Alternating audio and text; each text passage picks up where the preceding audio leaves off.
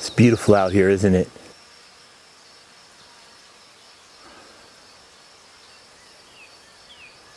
Well, hey, I'm on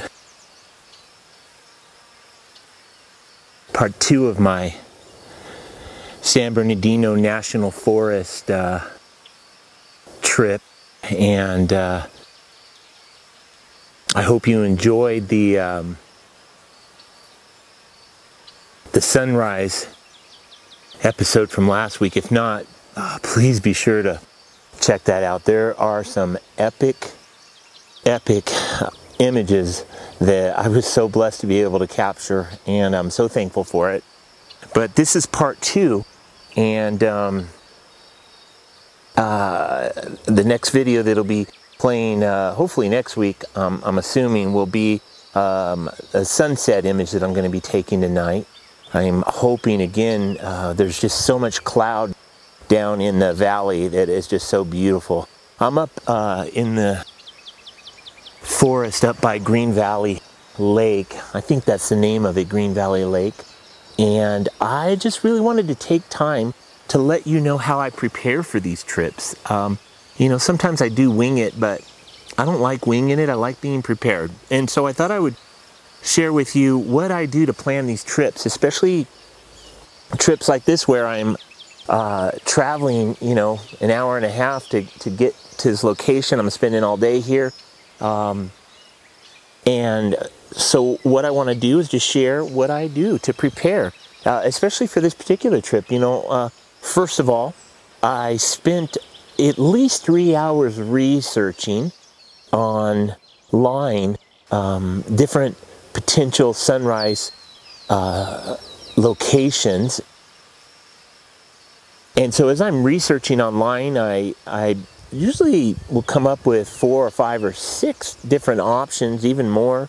In last week's episode for sunrise, you were able to see, if you watched that video, you were able to see that I actually went to 2 of the locations that I scouted out. I actually went to a third one as well. It's just the sun was straight above, and I just didn't feel that there was anything necessary of capturing at that time. But I will be going back to that other location.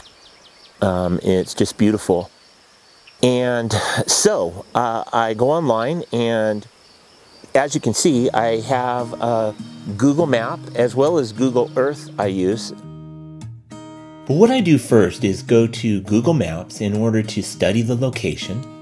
I find the route on the map, and in the case of this particular trip, I look at all the various places I can stop along the road in order to see what the potential for sunrise images are. And since the sun is going to be rising in the east, I know that I need to find just the right bend in the road and stopping point in the road in order to capture the sunrise.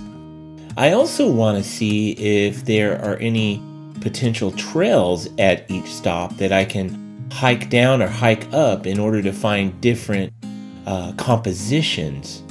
I don't want to just stop at a place where everybody stops and take a photo, because there's usually hundreds of people taking pictures on a daily basis. So I want to find something unique that I can grab hold of.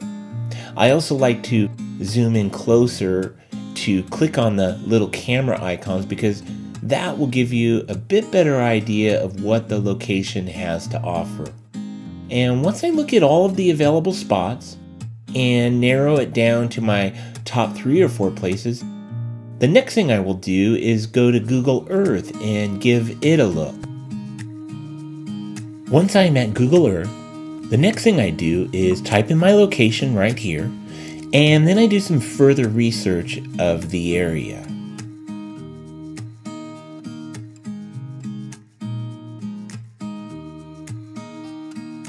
I give a closer look to the topography.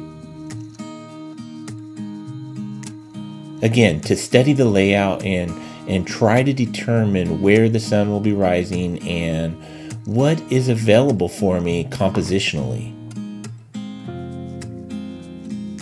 As I'm studying the topography, once again, I'm looking for areas that I might be able to hike down in, like right here. You see this little zigzag here that looks like a trail that I could potentially traverse and find some nice compositions.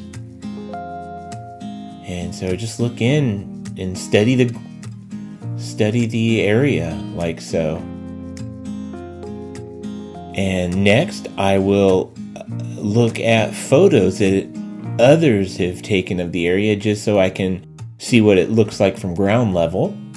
And as you look at other people's images, you want to be careful not to hold on to their compositions, because that eliminates the creative process for you. You want to come up with your own originality. And normally you're not going to find any award-winning photos attached here, but nonetheless, as you can see, it gives you a great vantage point from eye level. Here I see that there is a trail that I can hike out to, assuming that trail leads back to where that picture was taken from. But if not, I would like to scout that out, and I probably will in the future, because that looks like it could offer some really neat vantage points as well. In addition to using Google Maps along with Google Earth, I also use an app on my iOS device called the Photographer's Ephemeris and 3D, the Photographer's Ephemeris 3D. You can see a picture, and what this does is it is an extraordinary app. It allows you to plan for your trips. You can know how to navigate around with this map by just looking at the landscape, and you can see when the sun's going to set, how it's going to set, how the light's going to fall upon the mountains. And so it's just an extraordinary help. And so how I use this is, along with Google Maps, is I go onto my iPhone, I get the TPE 3D app opened, and I believe it's $9.99, but it's well worth it if you're going to use it and if you're a landscape photographer. And so I go and I search again for Rim of the World. And then now that I've found it, I just click on the little pin at the top and it takes me there, and using your fingers you can navigate around. It takes a little bit of time to get used to, but you can see how you can zoom in and zoom out. And so this is right on my phone, so I have access to this at all times. You can turn it around and see, if you look at the little arrows at the bottom of the screen, there's a yellow, blue, and gray colored one. That yellow one is the direction that the sun is going to rise from. And so you can look along the road. That's the road right there that I'm following, and I'm looking for corners again, or I should say turns, and because that's usually where you're gonna be able to find some nice pull-offs and capture images. But here's what the topography looks like from the top.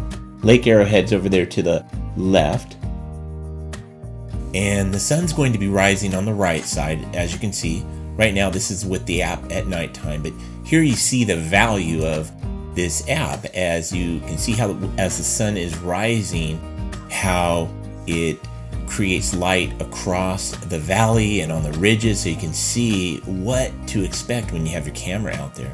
You can also turn the map almost to a street level view so that you can get a better look at it that way, and that's with that little tab on the right. You can move that up and down. And as you see at the top there, you see the sun. That little red dot represents the sun rising and just what to expect as it does, where the shadows are going to fall. So it's such a valuable tool, and I just love using it. And so those are the three tools that I use when I'm mapping out my trip from home. I'll use the it's called a TPE 3D for short, so that's what I should say, the TPE 3D, and I'll put a link to that as well below. But that's how I kind of figure out where I want to go, and then if it doesn't work out, I just wing it. Sometimes plans change for whatever reason. In addition to mapping that out, it's also important to put gas in your tank, especially if you're going somewhere far. You don't want to run out of gas when you're on a trip. The next is safety. I want to make sure that I'm safe. So even though it's December, we are in Southern California. And like even right now, I'm gonna look around. I like to just look at my surroundings because, you know, there's mountain lions here. There's black bears, a high population of black bears. And I'm not quite positive that they hibernate in the winter. I'm not sure if it gets cold enough here or not. I don't know that for a fact or not, but I'm just gonna assume no.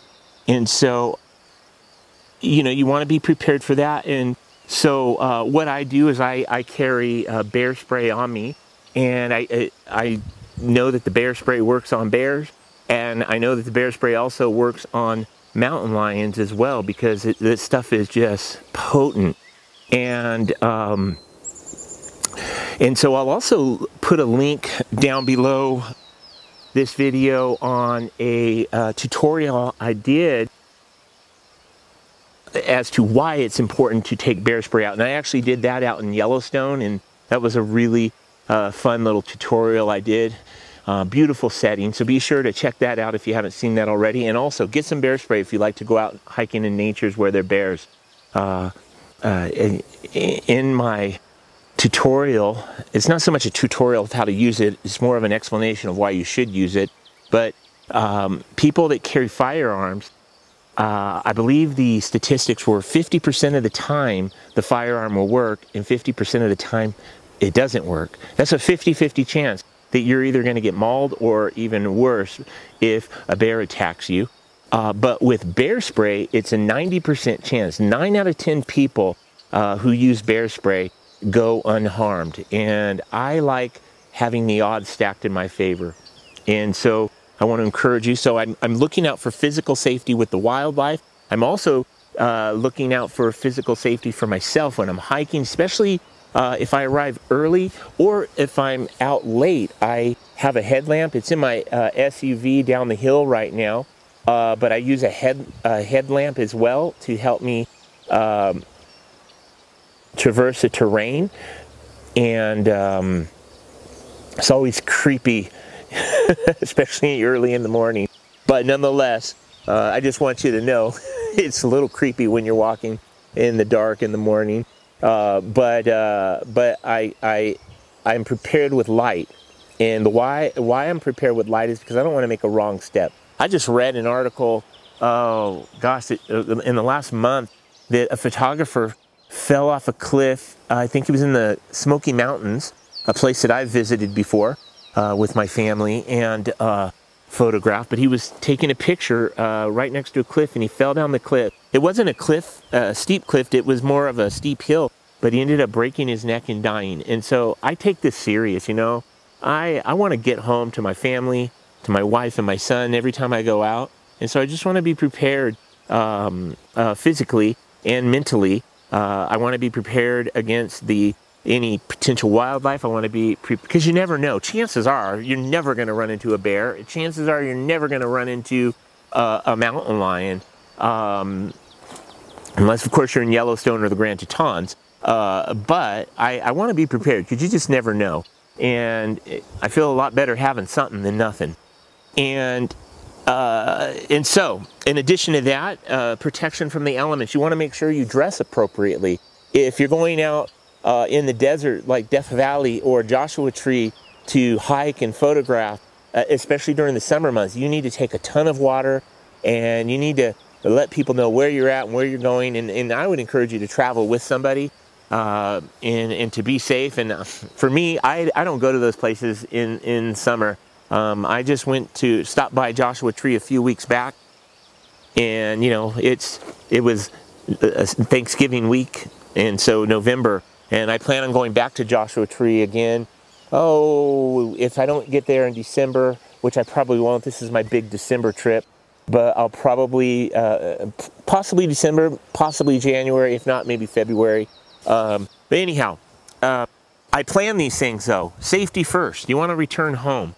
Next, I make sure that I bring my tripod with me, and I bring 3 different tripods with me. I bring a tripod for this camera right here. I bring a tripod for the video camera that is holding this camera, and then attached to my backpack right there, I have another tripod, a Joby Gorilla Pod that I use on my GoPro. I have 3 cameras, a GoPro, and I also use my iPhone. I use the GoPro, my camera, and a Canon T6i for my video, and then I use this, which is my Canon 5D SR for landscape and my nature photography. And then inside my low pro backpack there, camera backpack, I have my Canon 7D Mark II with my Canon EF 1-400 millimeter lens that I use for wildlife, as well as I usually take a few landscape shots with that as well. It's a great lens. Let's see, I wrote some notes. Was there anything else? Lastly, I said safety, wildlife elements, prepare ahead of time, map it out. Took me 2 to 3 hours to map out multiple spots. I talked to you about TPE, camera gear. Yeah, you want to make sure you bring plenty of batteries. Even before I took a hike up this hill that I'm photographing some different compositions, I had to first recharge my microphone, the Rode mic that I have on that camera, as well as it's attached right here. I had to recharge it. The batteries were low. I've already had to recharge 2 GoPro batteries, and I haven't really used my GoPro too much. I've had to replace 1 battery on this camera. So not only do I have the ability to recharge my batteries because I bring my battery charger, so that's another thing you need to prepare for, bringing your battery charger. But I also have a lot of spare batteries for all of the equipment that I use. And so the other thing I bring is I made sure I brought breakfast and a lot of water with me today. And lastly, quality time. I do a lot of, it is a lot of hard work, I should say, to do these videos, to do these episodes, carry around all this gear up and down hills. And yet, I do pause, and I do like to enjoy being out here. The other thing, though, that I say a lot, and I want to stress, is you got to get up early, and you got to plan. Oh, one other thing that I planned for, I'll show you photos that I took last week, and I took those photos on Friday. So today's Friday, it's the same day. I know you're not going to see this for a couple of weeks. So I took them, I went up Friday morning, but I was originally planning on going up Thursday morning. Thursday morning, I was so excited to go when I went to sleep on Thursday, I couldn't fall asleep. My mind was just thinking about all the different compositions I wanted to get and the different shots I wanted. And so I think I fell asleep around 1:30, and then my alarm went off at 4:15, and I thought, oh my gosh, what am I doing again? And so I ended up getting up. I had all my gear already packed ahead of time downstairs, and I just checked the weather report. I went to the Weather Channel, the National Weather Channel, and just checked the weather report to make sure that there were going to be clouds in the air, because even though the sunrise is always going to be beautiful, sunsets are always going to be beautiful, clouds are a game changer. And if you get the right setting with those clouds, it can just, it can be just those once in a lifetime type of shots. You just never know. You know, I've had a few of them that I cherish the experience and the memories of some of these images, and clouds play a big part of that. And so that's the other thing, is if you have the freedom. Right now I have that freedom to pick and choose days, and so I woke up Thursday morning. I was so tired, but I was just going to do it, go shoot the landscape in the morning, and then take a nap on the mountain up here in my SUV, and then maybe get up and take some more shots later after I nap. However, because it said it was a sunny day, no clouds, I thought, you know what, I'm going to go back to bed and come up Friday, because it said Friday would be mostly sunny. And I'm telling you, I love mostly sunny, because when you see pictures from last week's, if you've seen the pictures from last week's episode, and like I said, I'll show you those at the end of this as well, even though it's a repeat. I just want to show you, you want to pay attention to the weather report. The weather report and the weathermen are not always going to be correct, but I would advise using the weather channel or the weather station. I'll put a link to that as well, the one that I use. And if it says mostly sunny, there's a good chance there could be clouds. And I also, the other thing that, why I decided not to go Thursday morning is because it said it was going to be really cloudy Thursday night, mostly cloudy. And so I thought, oh, good. I was really hoping for and banking on that cloud continuing on into the morning. And I tell you, it sure did. And it was just beautiful and glorious. And so I had a great time. But other than that, I just wanted to share with you some of the stuff I have here. Also in my camera bag here, again, I have my camera filters. I have my camera strap, though I don't really use that much because I'm usually just carrying this on my back. And I think that's it. So I hope this helps. If you want to plan a day trip and you want to start getting more serious about your photography, these are some of the things that, you know, if you're not going to do a video of it, you don't need to worry about all the video equipment, of course, like I have to worry about. But all of the other things are vital. You know, if you want to make the most of your time and try to capture the very best images possible, then plan your trips out well.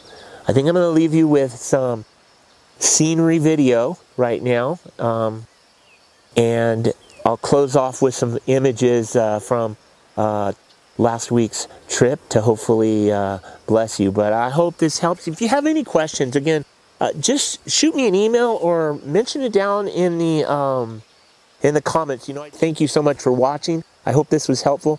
If you found this helpful, could you do me a huge favor? Hit the like sign, and please subscribe, and encourage any friends that might want some photography help. Encourage them to subscribe too, because it really helps me and my family out, and it's a huge encouragement. So thank you again. Have a great week, and go out and capture the world.